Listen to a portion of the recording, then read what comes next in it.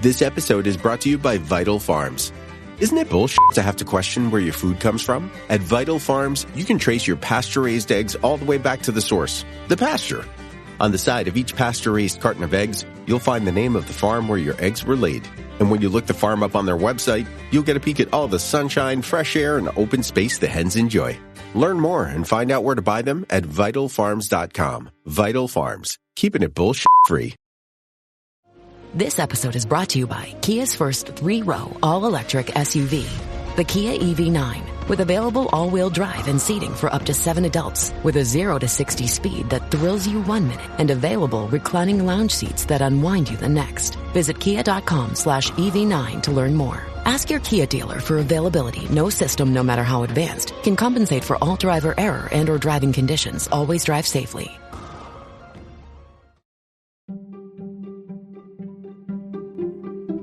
Welcome to the HCI family of podcasts. We're your source for personal, professional, and organizational growth and development. We share our own original research, explore industry trends, and interview executives and thought leaders from across the globe. Join us for practitioner-oriented content around all things leadership, HR, talent management, organizational development, and change management. Maximize your personal and organizational potential with the HCI family of podcasts.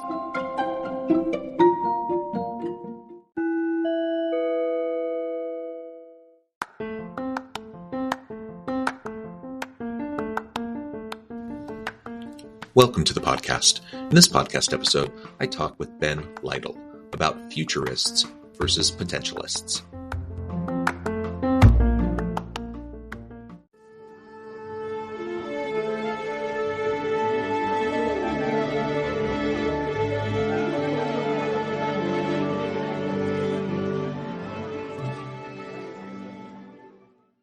Ben Lytle, welcome to the conversation today.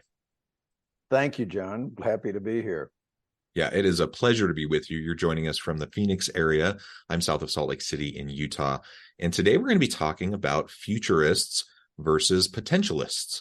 I was really intrigued by this when we were first setting up this interview, and I was looking over some of the materials you sent me. You know, I know you see yourself as a bit of a futurist. I've thought of myself a bit that way as well. But I like this framing around potentialists. I'm really excited to unpack that with you.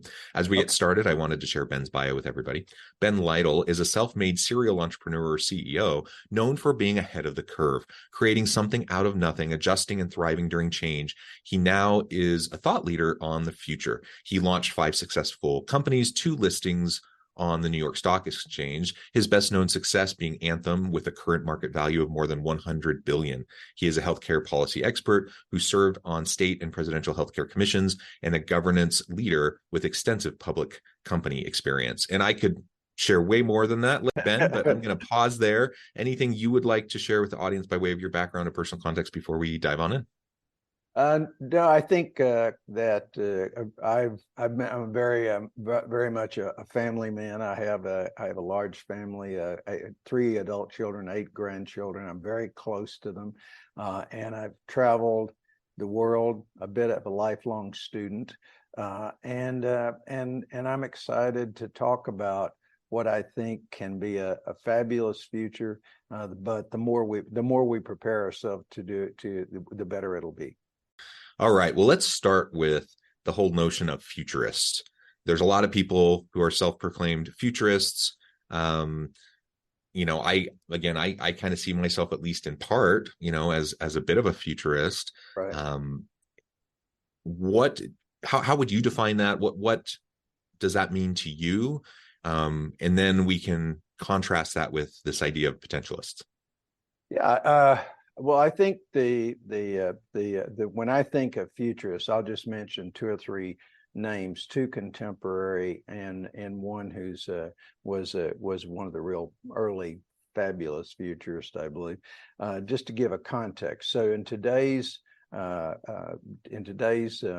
life, I would say Ray Kurzweil, who is both a scientist, writer, and an incredible thinker. And he goes so far as to often pick dates and times, and not many people will do that. because it's so hard to do. But in Kurzweil, somebody I pay a lot of attention to. Another guy is Peter Diamandis. He's definitely got a big audience, and he pays a lot of attention to the future and tries to predict it and give a lot of advice around it. The father of all those in my lifetime was the guy who wrote Future Shock, and he had a lot of influence on me. He wrote 3 seminal books around the future. So, but in thinking about what is a futurist, I think their concentration is trying to tell you what it's going to look like, what it's going to be, what are you not paying attention to that you should. And that's a very healthy thing. And so early in my career, because I was in the early days of computer technology, it wasn't like you could pick up a newspaper and read about what was going to happen in technology. It just wasn't front page news in those days. And so I learned to follow people that I thought could contribute to my knowledge and to also predict where we were going. So that's what the way I looked at a futurist. Potentialist is really a little bit different, and the premise for me, at least, and why I call myself a potentialist and have for a long time, is that everything that we're doing, if you look at the arc of history, it's lifting us towards a higher potential. We're tapping into more as a race, and as individuals, we're tapping in to our innate potential more. The IQ, at least according to one expert, has increased 60 points in 120 years. That's amazing, because we don't think about 120 years ago people having low, on average, lower IQs, but they did. And almost all that growth has come in abstract thinking. And it wasn't like some government mandate said, okay, we're going to increase IQ. It's just happened. And there's a number of other measures I could talk about. We're more civilized. 120 years ago, we used to take kids to public executions in this country, if you can imagine. We wouldn't. First of all, we don't have public executions anymore, but also we sure as heck would never think about taking kids. That's how far we've come, and we forget that sometimes. So what I believe is that we are evolving to a higher level of tapping into more of our potential. And that's coming for a lot of reasons. Technology, we're going to integrate more tightly with automation, which is going to unleash a lot of potential we can't do today. We don't have or don't know how to use. It's going to come because of the population decline, and each of us is going to become more important. And the work we do is going to become more important, and how we spend our lives. So, and for me, I really this came in a moment when I was 20 years old, and this says the power of education. A charismatic young professor said to me in our class of about 18, "You don't have to be anything anybody else wants you to be. What you can be is already inside you, to be discovered, and through outside experiences to be discovered. And you discovering and living your potential is the only real measure of success." And I've then tested that theory with so many people who were considered famous and massively successful that I had the opportunity to know. And pretty much that's what every one of them said. I would ask them, "Do you feel successful?" And they would say, "Yeah, I've done my best." Essentially, they would say, paraphrased, "I've done my best to be my best and left the world a little better than I found it." Yeah. That's it. Yeah. And collectively then, if we're all doing just a little bit better, collectively, that's how we advance communities, society, the human race as a whole, right? And make the world a better place. I love that. And really, this idea of futurist versus potentialist, it's not even an either or, right? No, these are kind of two both. separate things, right? Yeah, right.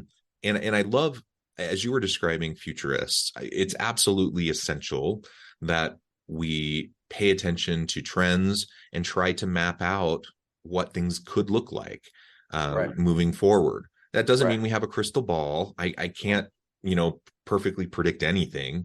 But when you look over the arc of history and you look over recent trends in recent decades, you can see patterns and you can scenario plan. And we don't know when the big next disruption will happen, but we know a disruption will happen. And so you can start to scenario plan, and you can start to, kind of look around the corner a little bit to see what might be coming. Now, again, nobody can actually know what's going to happen, but we can have a fairly good sense of the potential possibilities of what can happen. So that's a really important thing. So in business and organizations, we talk about strategic planning. Strategic planning, kind of the old school mentality around strategic planning, I think is a little passe. And now we need much more of an ongoing live strategic plan, something that allows us to be more agile, that allows us to look into the future a little bit more clearly. And it's been fun to see organizations make that adjustment over time, or at least a lot of organizations. I also really like how you described potentialist. I think that's certainly what I see my work as. I want to help develop the potential of people around me, myself and my family and people around me. And we all have so much potential. And that's it gets limited for a variety of reasons. Sometimes there's external constraints put upon us. Sometimes it's limiting beliefs that stick around in our heads from what society has told us or we've told ourselves. There's a lot of reasons why people kind of sell themselves short and why people don't fulfill their potential. But if we can, while looking into the future, trying to understand, for example, technology and how it's going to reshape the world of work, that can give us some clues about how we need to help develop the potential of those people on our teams, so that we're ready as an organization to meet the needs and demands of the future. But also individuals within our teams will be able to have the skill sets, the mentalities that will help them to be successful, even amidst disruption, amidst, all of the turmoil and the upheaval and the messiness of the world that we're in. Yeah, and you've got a lot of audiences looking for practical application here. So I'm going to share with them at least my perspective. So I have this moment when I'm 20, and I actually changed my major and took up potential and what it is and how do you develop it as an avocation throughout my life. But and interviewed every famous, or not famous, some of them were famous, but every successful person I could find. What made them that way? And that's, so I started to build a body of work around this. But for everybody else, here's how it affected my work. I literally start, and by the way, I may have been somewhat born with this kind of outlook, and certainly my parents were very optimistic kind of folks, and very supportive of you can do whatever you want to do, and but I started to look at my job as a manager was to discover, help the people I work with discover and bring to the surface and live out their own potential. And let me tell you, if you focus that way, and that's your 100% focus, or at least your starting point, your people will sense it and they'll become loyal as all heck to you, because they know you're trying to help them. Even when you have tough discussions with them about something in their performance, it's not about criticizing them, it's trying to help you discover this is in your way. Second place was as an entrepreneur. I built my first company at 27. That wasn't even added in the 5, and I'm working on my 7th now. So I'll always be doing that kind of thing. But what I did with companies, I looked at an idea, or I looked at a company, and I said, what could it be? That became my number one focus, not I got to fix this. And that became the reason you fixed this, perhaps. But Yeah. I started looking, and sometimes that resulted in audacious plans and proposal. When I will tell you, nobody when I first started thought that we could build 2 public companies in 10 years, 2 New York Stock Exchange companies in 10 years in 2 industries like we did with my management team and I. And we built Anthem, which became huge. We became Accordia, which became the 7th largest broker in the world. And we did that in parallel, the same team. And this was a team that never built a public company, knew nothing about brokerage. and so that's the thing, as a leader and a manager, you can make a huge difference. The other is pragmatic optimism. Nobody wants to hear fairy tales, but if you've got pragmatic optimism, to me, is my argument's better than yours. It's like being a good lawyer. Okay, my argument is better than yours. So when I talk to people, and I'm sure this is again another thing that your leadership, your people in leadership out there, or even if they're just leaders of their families, when you see people start to go into negative spirals, as we all observe these days, stop them and go, wait a minute, let me ask you something. Do you believe that the human race is being evolved for extinction or abundance? It's one of those unavoidable life questions. Everybody needs to answer that. And let's say, no, I think we're going extinct. Well, a lot of people have thought that since the beginning of time. I'm pretty well convinced about the 5th person on the world said, oh, it's all over, guys. And they've been saying that ever since. They've been wrong always. Where's your argument? My argument's arc of history. Times look tough. We go through tough times. We come out, and we're always at a higher level. It's the way it's always worked. Could it go wrong? Yeah, but why now? Why now? And so that's the kind of thing that as a member of society right now, we're bombarded with negativity from politicians, from the news. And even and you're an academic, even a lot of academia, very negative. And that doesn't help anybody. And particularly, it's just wrong. The other thing is, it's just wrong. I would like to one time before I leave this earth, wake up, turn on a newscast, and someone say, you know what? 4,500,032 people in Phoenix, or pick your city, woke up had a really good day yesterday. Or 262, it wasn't so good. Now think about how different that is. But that's the reality of the world we live in, not the other. So I think as a leader, if you can help bring that potential out of people, if you can see the potential in a business plan or an opportunity or a company, and then if you can speak with pragmatic optimism, be someone who shines that light into your world, your family, gatherings, your work, it's going to make a difference. And it is really, really needed right now. Yeah. I mean, you mentioned politics, the media, we're in the US at least, but I think it's this way in many parts of the world, that we're very, very divided. Right. It's very polarized.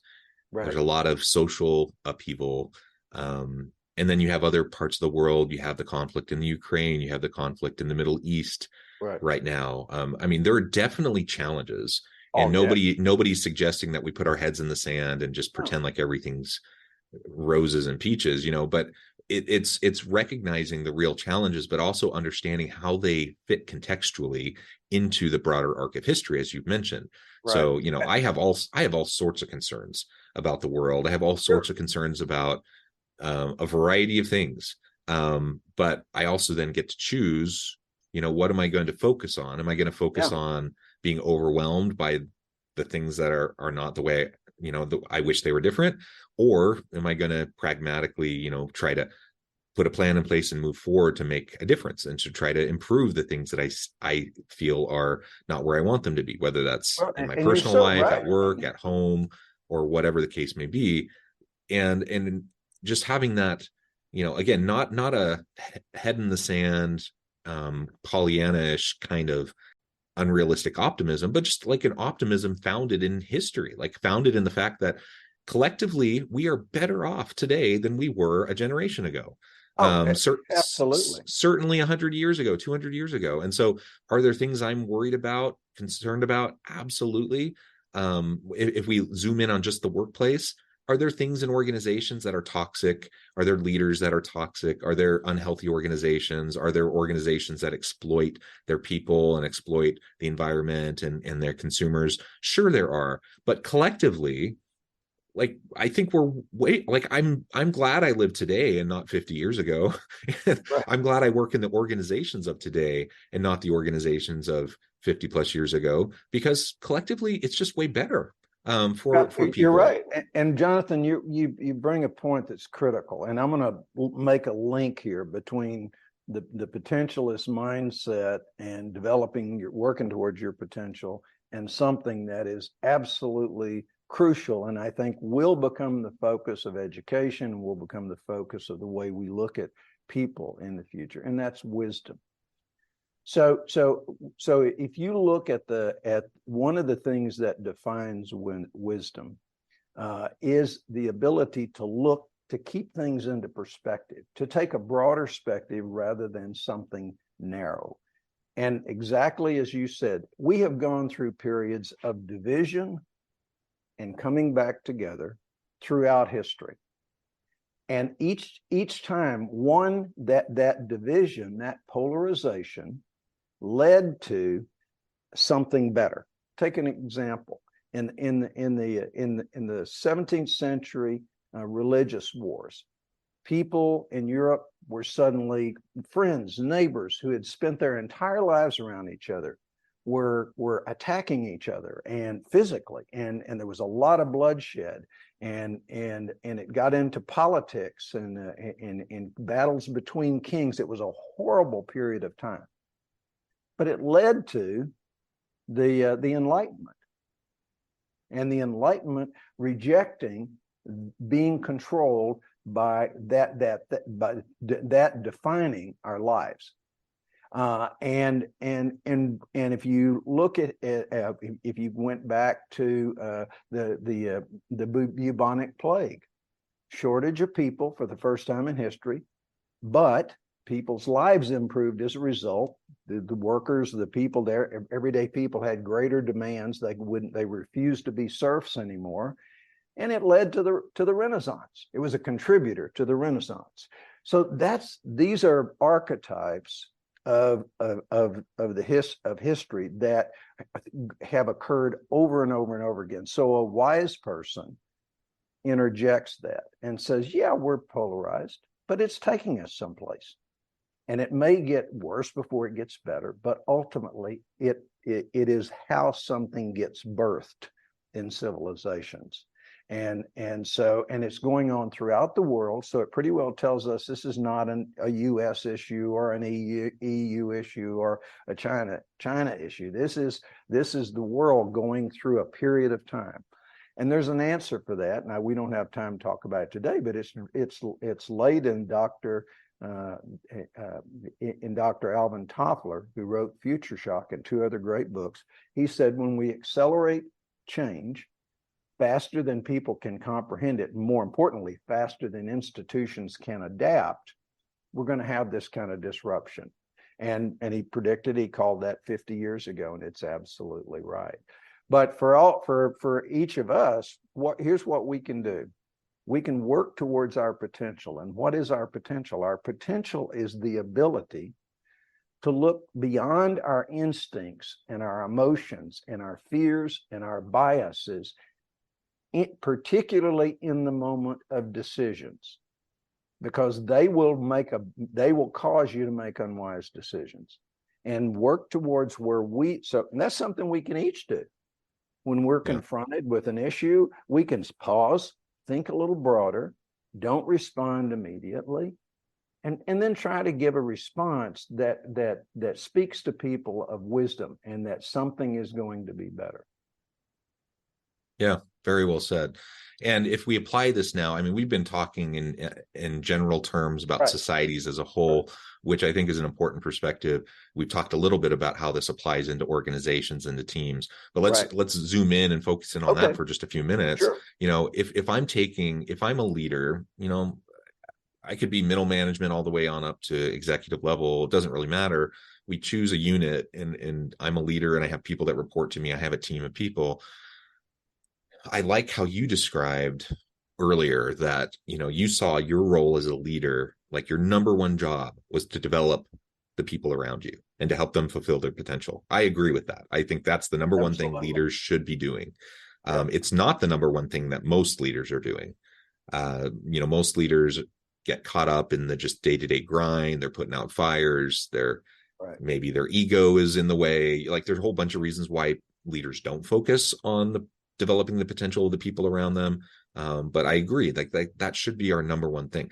If we agree that is what the greatest leaders do, they develop the bench strength, they develop the potential of those around them, and it's a rising tide lifts all ships kind of scenario where, Right. I invest a lot as a leader into you. Sometimes you're going to leave. You're going to leave my team. You're going to leave the organization and go somewhere else. So I could feel like, oh, that was a waste of time and energy. Or I can just recognize that that's part of the process. Like, sometimes people stay, sometimes people go because there's better opportunities elsewhere.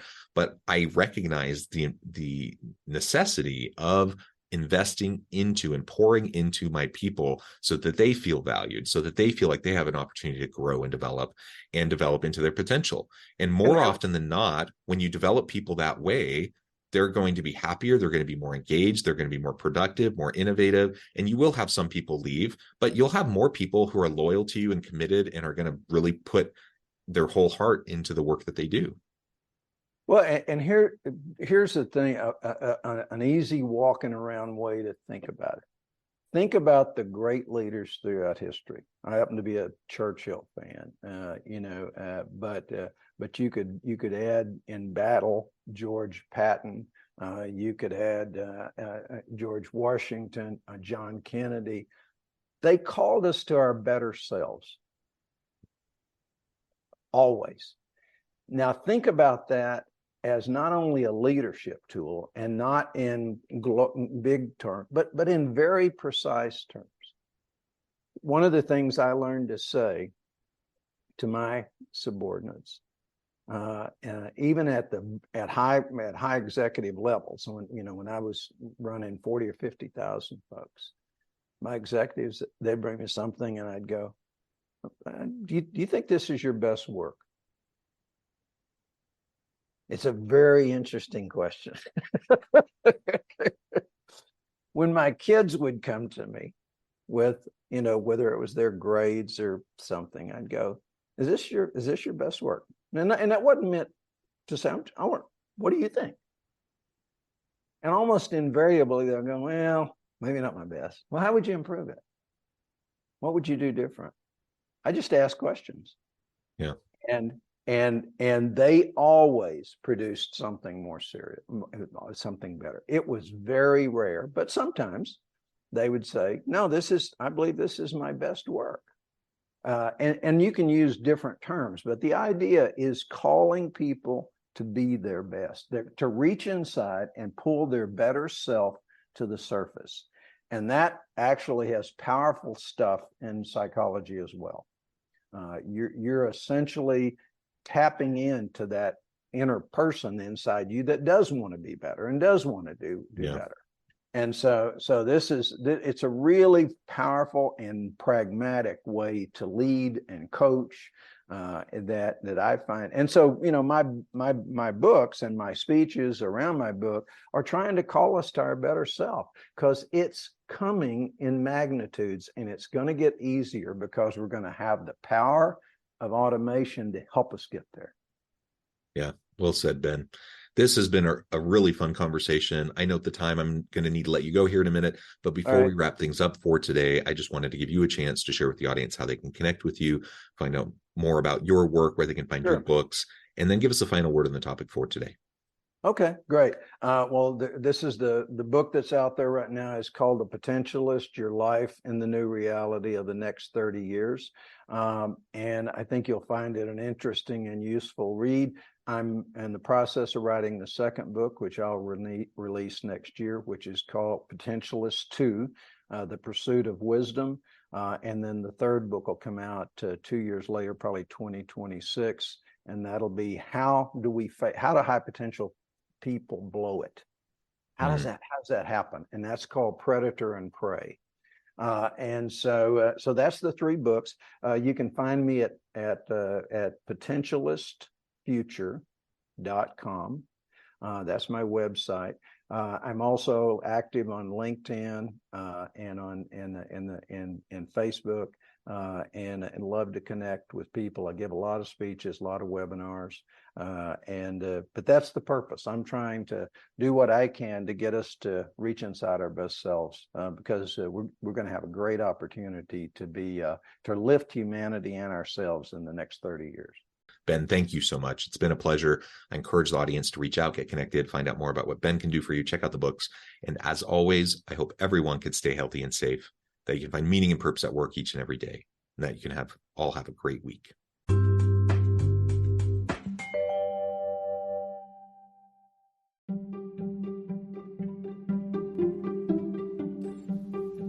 Thanks for joining us for this episode of the podcast. We hope you stay healthy and safe, and please join us again soon.